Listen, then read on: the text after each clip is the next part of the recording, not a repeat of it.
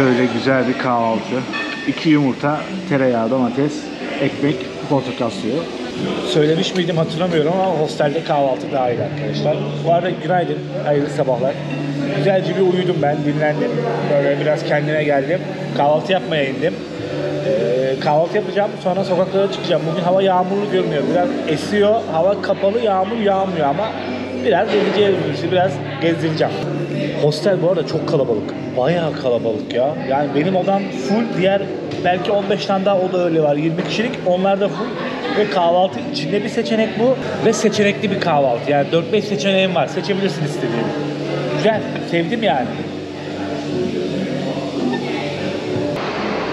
Bugün bir eylem hazırlığı var. Buradaki bir halk eylem yapacak. Polisler falan bayağı bir dizilmiş durumda belirli bölgelere. Dikkat etmem gerekiyor bugün. O bölgelere gitmeyeceğim o yüzden. YouTube zaten kaynıyor bu haberlerle. Hosteldekiler de uyardı. Biraz dikkatli olacağız bugün. Sokağa çıktık ama bakın şu soldaki yeşillik şapkalı güvenlik. Sokak güvenliği diye burada, bakın şu sağımdaki abi mesela diye bir şey var burada. Bir meslek var, sokak güvenliği. Bizim bekçiler gibi düşünün ama 7/24 bu bölgedeler. Ve her sokak başlarında varlar. Kulübeleri var ayrı, böyle sokak güvenliği diye yeşil beyaz kulübe yapmışlar.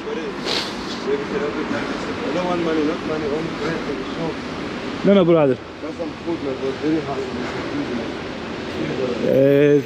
Biraz bugün Güney Afrika'nın ilk günü gibi düşünün. Bir önceki video şeydi. Geldikti. No brother. Geldik videosuydu. Bugünkü şey. İlk günü birkaç bilgi veririz. Belirli bölgelere getireceğim sizi Cape Town'un sokaklarında.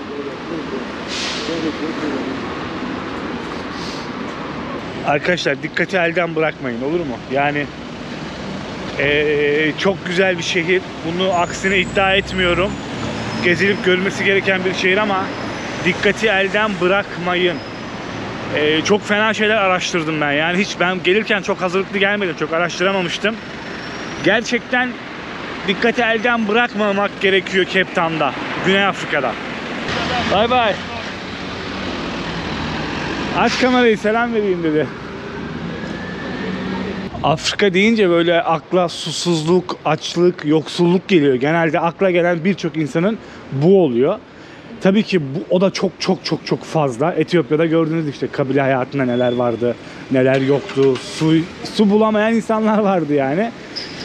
Ama bir de bu yaşam var. Yani dünyanın her yerinde olduğu gibi eşitsizlik burada da çok fazla. Afrika'da zaten en yoğun hissedebileceğiniz bölge burası.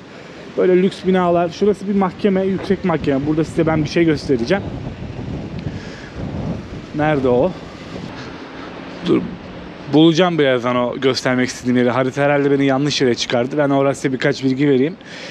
Güney Afrika'nın tam arkadaşlar 11 tane resmi dili var. Yani 3 tane başkenti var. Çok farklı. 3 tane başkenti var buranın. Mesela Cape Town yasama başkenti. Yargı başkenti Bloemfontein diye bir şehri. Yürütme başkenti Pretoria diye bir şehir. Bu Johannesburg'a çok yakın o Pretoria. Sınır komşularını da söyleyeyim ben size hemen buranın. Eswatini var. Switzerland diye söylüyorlar herhalde yanlış bilmiyorsam. Mozambik var. Zimbabwe var. Botswana var. Ve Namibya var. Bunlar bu Güney Afrika'nın sınır komşuları. Ulan nerede bu bank ya? Ya bir bank var burada. Ben size ırkçılığı böyle net nasıl anlatabilirim? Irkçılıkla alakalı çok büyük olaylar vardı burada. Bundan yıllar öncesine kadar. Daha çok taze ama tabii. Hala da bence siyahların büyük bir ayrımcılık hissettiğini burada, yani bir ırkçılığa uğradığını anlayabiliyorsunuz. Bence hala, benim şahsi fikrim, şu geldiğim kısa zamanda bunu anlıyorum yani. Ama o bank nerede?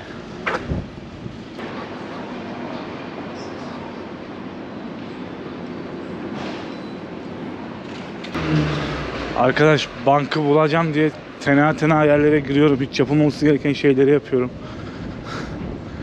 Ya ilk defa bir ülkede böyle gerildim, anladınız mı? Normalde kolay gerilen bir adam değilim ben. Öyle bir şeyler, burada yaşayan bir arkadaşım falan da var. Onunla da konuşmuştum. Onu da gösteririm ilerleyen videolarda zaten size.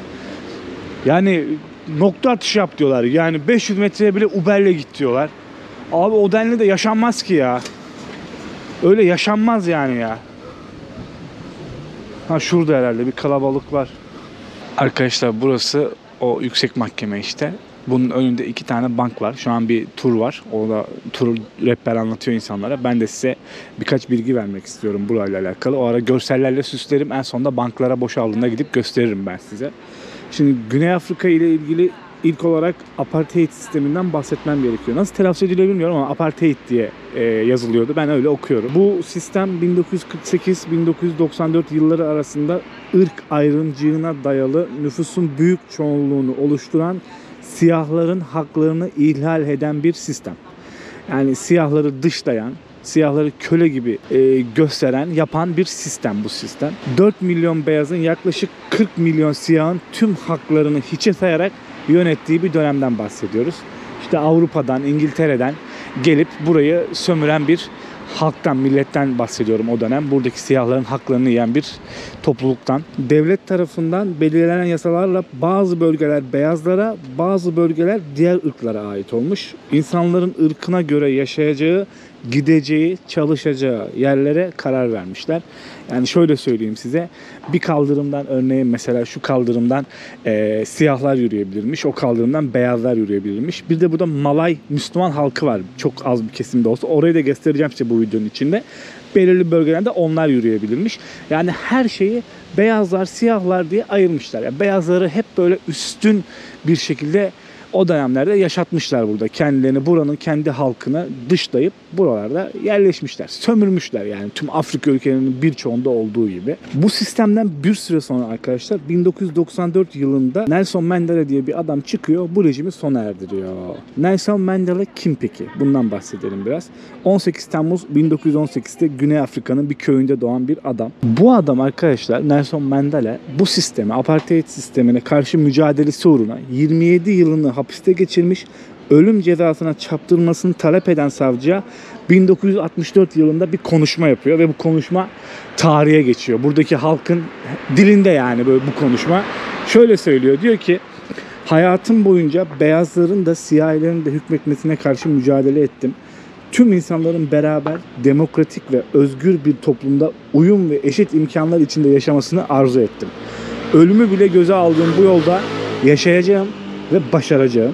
Bu kurduğu cümleler tarihe geçiyor. Buradaki halk için çok önemli bir adam Nelson Mandela. Zaten paralarında da Nelson Mandela'nın fotoğraflarını göreceksiniz. Banklar boşalmışken hazır bankları göstereyim. Mesela şurada bir bank var. Burada görüyorsunuz sadece beyazlar yazıyor.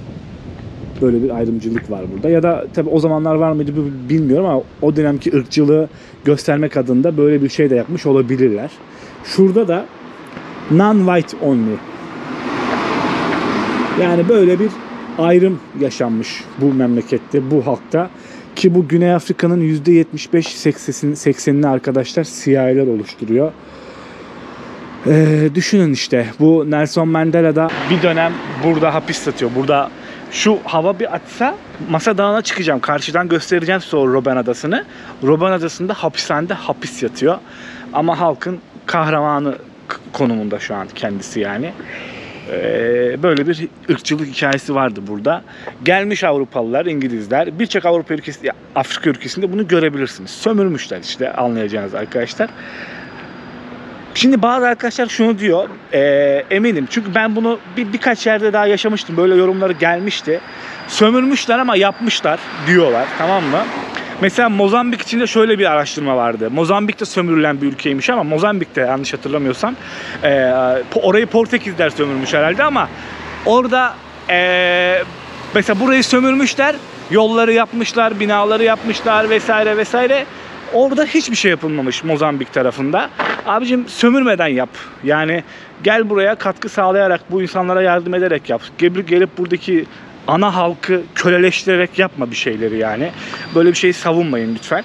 Ben savunmuyorum böyle bir şeyi. Burası bu insanların ana vatanı. Şimdi ne oldu? Buradaki siyahilerin belirli bir kesminin beyaz düşmanlığı var. Niye korkarak yürüyoruz biz sağda solda? Adam evinden iş gibi görüyor bunu yani. Diyor ki karısına ben çıkıyorum hanım diyor. Alıyor kesici bıçakları yanına. Çıkıyor, kim hangi turist avlayabilirse işte avlıyor. Ben zaten onu diyor öldürmedim diyor. Onun parası vardır, ona hiçbir şey olmaz diyor. Sırtından bir tane bıçağı takıyor. Alıyor malını mülkünü. Öldürmedim zaten diyor. O parasıyla kurtulur diyor ama bizim paramız yok diyor. Böyle bir hayat var burada. Böyle bir şeyler yaşanmış. Bence dediğim gibi hala da belirli bir halk bu şeye uğruyor. Yani tabii ki eskisi gibi değil ama hala siyahların bir kısmı burada beyazlar tarafından iyi bakılmıyor yani. Zaten ülkeyi gezerken de gelip görenler benim dediklerimi anlayacaktır. Şimdi gelin o çok düşük bir nüfusa sahip olan %2 ile 3 arası yanlış bilmiyorsam Malay Müslümanlarının yaşadığı rengarenk bir yere getireceğim sizi. Bu arada sokaklar gerçekten temiz. Çalışan işçiler çok fazla. Çok böyle her sabah akşam burada bir temizlik yapan insanlar var. Baya sokaklarda çöp göremiyorsunuz Cape Town'da.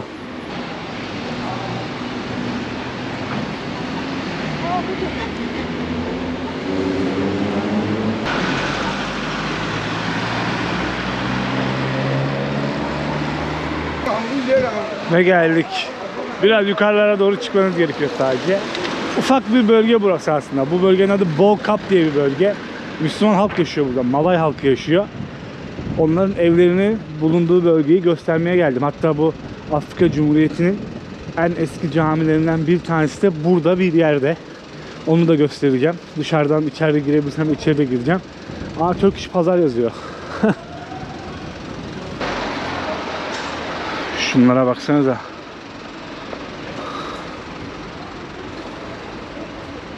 Bunlar hep el emeği.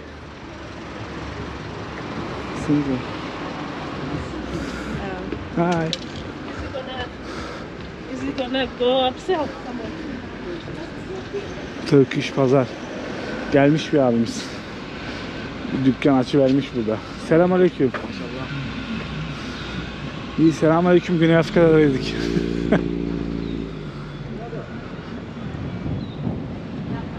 Market dükkan açmış bir abimiz gelip burada.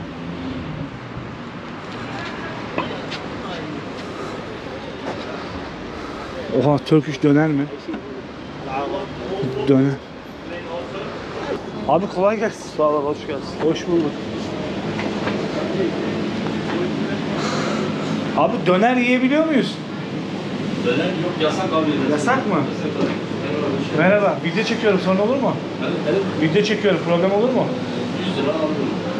100 lira yok ama. Dolar. O da yok, biz Dolar yok. Türk lirası kazanıyoruz. Abi yok mu böyle şimdi gelirsin? Neyse sana güzellik bir abi derim. Sağ ol. Abi çekebilirsin. Tamam. Bura yeni mi abi? 7 ay oldu. İnternette göremedim ben Bo-Kaap yazdığımda çünkü. 7. ayımız. 7. ay, Allah Altta utandırmasın. spicy görsün genelde. O eski burada. Allah utandırmasın, şimdi bizim biraz kısa. Ben bir tavuk döner yiyeyim. Olur abi, yapalım. Olur mu? Dışarıda oturabilir miyim? Soğan her şeyi yer misin? Abi at istedi, soğan atma da Soğansız. Hı hı. Diğerleri olsun. atabilirsin. Tamam. Bizim usulü döner mi? Aynısı. Böyle Malezya tarafındakilerden Yok mi? yok. Bak bildiğin her şey Türk usulü. Türk usulü. Sadece Germany yani Alman sistemi dediğimiz Tamam. soslar var. Yani Tamam. yoğurtlu mayonez sosu var. O severim ben onu. Yoksa sistem her yerde Türk döner diye geçer.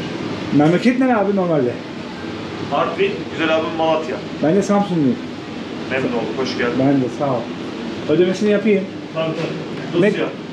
Vallahi arkadaşlar her yerdeyiz ya. Yani dünyanın her yerindeyiz. En ufak adada bile bizden birileri var yani. Yok değil gerçekten. Abiler yeni açmış, 7 ay olmuş. Şöyle bir döner, şöyle bir ayranımız var. Bildiğiniz bizim ayran. Arkadaşlar kaç para? 4-4,5 dolar arası bir para. Döner ayran, bilginiz olsun. Tavuk döner.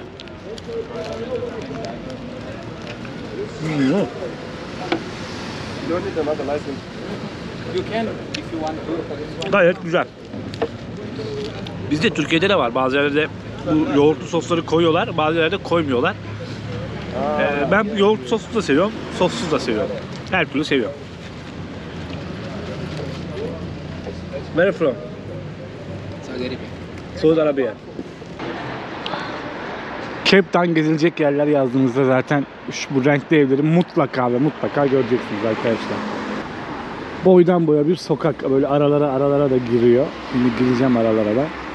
Çok tatlı, çok rengarenk olmuş. Ya bunun aslında ben araştırdım, buraya birkaç bir şey buldum arkadaşlar. Ne kadar doğru, ne kadar yanlış bilmiyorum. Mesela bir şey şunu yazıyordu. Demişler ki bu işte o dönemlerde şu mavi ev mesela öğretmen. Mesela şu kırmızı evde oturanlar evini sarıya boyayacak demişler mesela. O yüzden o dönemden bu döneme giden bir gelenek olarak kalmış bu. Böyle bir şey.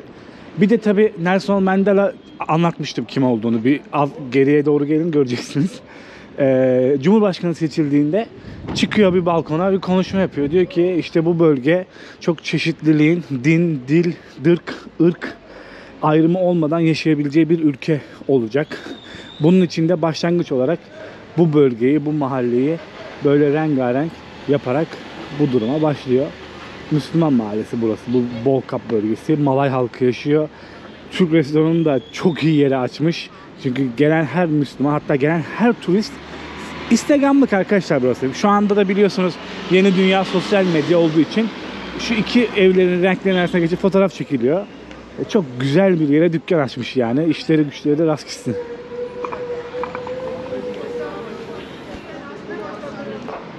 Gazoz kapaklarıyla, bira kapaklarıyla yapılan bir şahesere bakar mısınız ya? Abi bu nedir ya? Bak şurada da tellerle yapmış bir tane. Şöyle. Çok iyi değil mi? Şurası herhalde cami. Şu kısım. Dediğim gibi Afrika Cumhuriyeti'nin bu kıtaların en eski camilerinden bir tanesi. Bu cami. Hava da açtı biraz. Arkadaşlar Masa Dağı'na çıkıp şehri bir yukarıdan göstereceğim size de. Ben de görmek istiyorum çok. Şöyle bir şey var tabii ama şey kötü. Hava kötü. Yani bulut var dağın üstünde. Hiçbir şey göremem. O yüzden çıkmıyorum. İçine girebilir miyim acaba? Kapıları kapalı ama.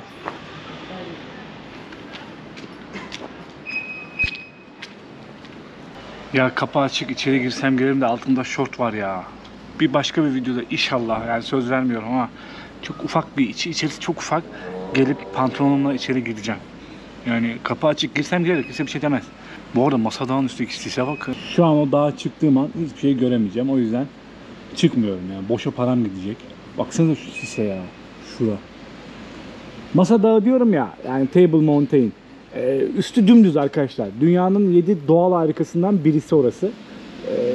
Dümdüz olduğu için üstü Masa Dağı olarak adlandırılıyor. Malezya gezen arkadaşlar varsa buradaki yaşayan halkın Malay olduğunu anlar. Zaten bizzat diyor ki ben Malezyalıyım diyor yani. Malay halkındanım diyor yani. Suratları. Endonezya tarafında da vardı tabi. Direkt anlıyorsunuz ama bir bilgi vereyim. Yani sadece bir yerde görmedim bunu. Çok yerde gördüm. Çok sıcak yaklaşmıyorlarmış gelen gidenlere. Tabii çok fazla turist geliyordur, gidiyordur. Daralıp bunalmışlar da olabilirler ama çok sıcak yaklaşmıyorlarmış arkadaşlar. Bir görsem birileriyle konuşacağım ama da hep başka arkadaşlar var. Turist ya da siyahi arkadaşlar var.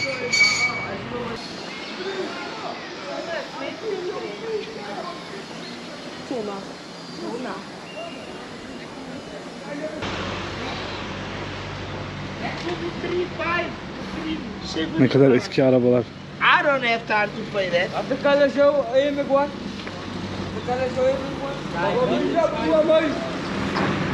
Çok ufak bir bölge arkadaşlar burası. Yani çok büyük bir bölge diye canlanmasın gözünüzde.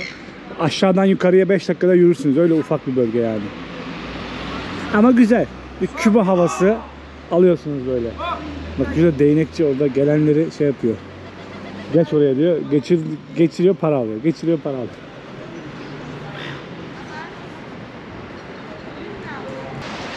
Buradaki dilenciler de ışıklarda bir şey satmıyorlar. Kartona bir şeyler yazmışlar İngilizce, tamam mı? Çok azı bir şey satıyor böyle. Işıklar yandığı an geçiyorlar hemen arabaların oraya.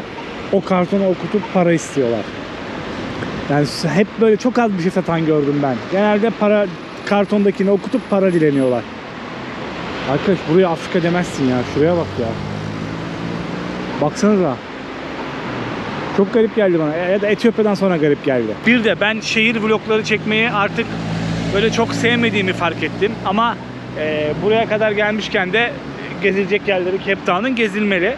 Ama tabii yukarıki ülkelere doğru çıktığımızda arkadaşlar gene şeyler devam. Kabileler, köy hayatları, ilginç yaşamlar, ilginç pazarlar, kırsallar devam. Cape Town böyle ama.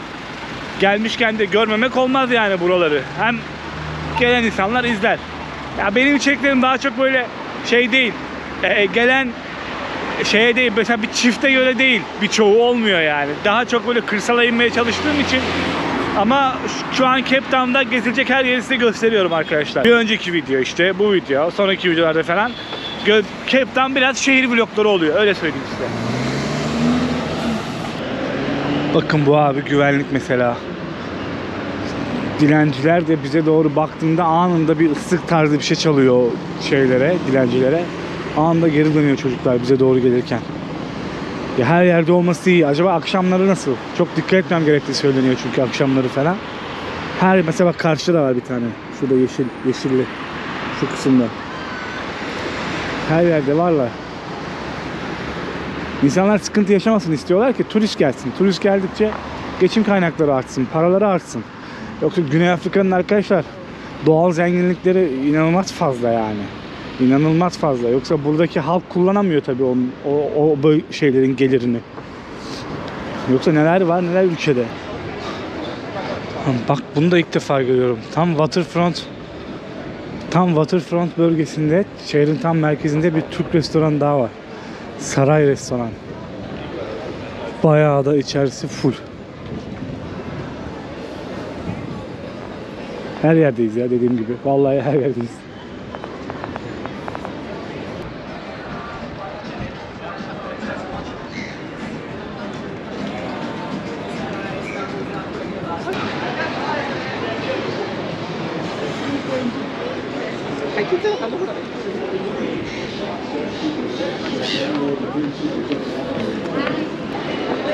Şurada şöyle bir market tarzı bir şey var. Bakalım ne varmış ne yokmuş içeride. Spor ürünlerinin satıldığı mağaza. Bak Afrika'ya dair bir şeyler almak isterseniz Waterfront'a girip buraya girip buradan bir şeyler bulabilirsiniz. VA diye mi? VF diye de bir market var herhalde. V&F mi? V&E mi? O da burada bir yerde. Yemek marketi orası. Food market. Baksanıza bak hep beyaz tenliler görüyor musunuz? Ve buranın vatandaşları arkadaşlar. Buranın pasaportuna sahipler yani. Güney Afrika pasaportu var. Buranın vatandaşlarılar. Alışveriş merkeziymiş ya burası bildiğiniz. AHM varmış. Ben buradan çok bir şey alıyorum Türkiye'den kendime. Bakayım şimdi bir şey bulursam güzel bir şey alırım. Şöyle bir AVM. Sevenler varsa AVM gelebilirler buraya. Ama bir konuşamadım. Sıcaktan beynim döndü herhalde. Kelimeleri düzgün kullanamıyorum ya. Güvenlik içeride çekmeme izin vermedi ama arkadaşlar. Fiyatlar bizden daha pahalı değil. Hatta bizden %10, %20 daha ucuz. Bilginiz olsun. Vallahi ben çantam dolu olmasaydı hiç oradan eşya getirmezdim. Gelir buradan spor şeyleri alırdım. Yürüyüşte giyecek şeyler yürürken. Bomboş gelirdim oradan çantayla. Gerçekten burada daha %20, %25 vesaire daha ucuz. Çok şaşırdım ya. Kesinlikle bizden daha pahalı değil. Ondan eminim yani. Ben çünkü gelmeden de hiç uğramıştım birkaç mağazaya.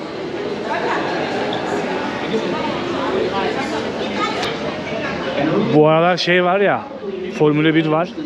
Dev ekran var burada. Gelip insanlar oturup izliyor. Şu anda da bir araba yarışı var, onu izliyorlar. Bayağı seviyorlar böyle etkinlikleri.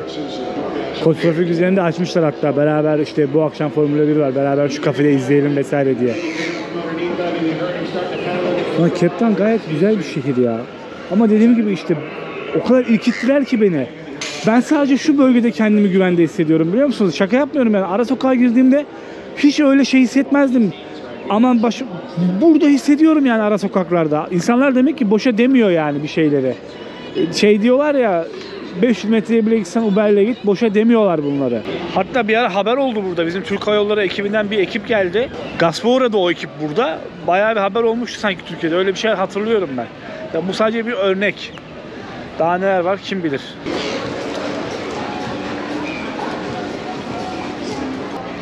Bu arada arkadaşlar Cape Town'da şarap da çok meşhur ve ünlü ve çok da ucuzmuş. Denemek isteyenler olursa gelip bu bölgede mutlaka şarap denesin. Yani şişesini falan da 70-80 TL mi ne alıyorlarmış herhalde. Hatta bu kırmızı otobüsler vardı ya, tur otobüsleri, sorry. Onlarla gidip şarap deneme yerlerine falan da gidebiliyor musunuz? Bilginiz olsun. Baksanıza.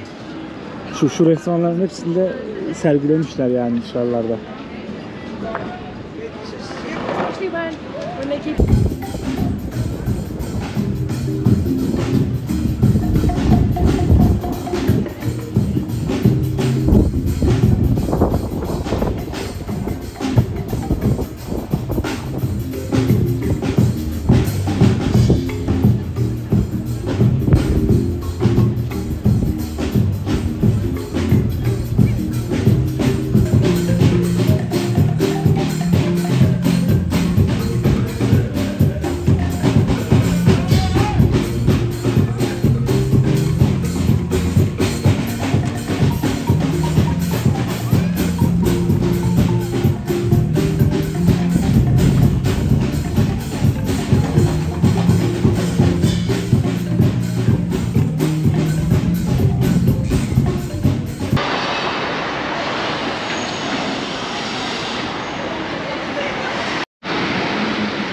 Gerçekten dükkanlara bakıyorum, kapalı gibi ama içeride insanlar ve müşteriler var. Birileri girip bir şeyler çalmasın diye herhalde, gasp yapmasın diye kepenkleri kapatıp içeride alışveriş yapıyorlar. Rezervasyon sistemiyle mi yapıyorlar acaba? Bilmiyorum ki, da gidip kapıyı çalıp kapıyı açtırıyorlar. Birçok yer öyle. Şuralara bak ya. Arkadaşlar ben bu videoyu burada bitireyim.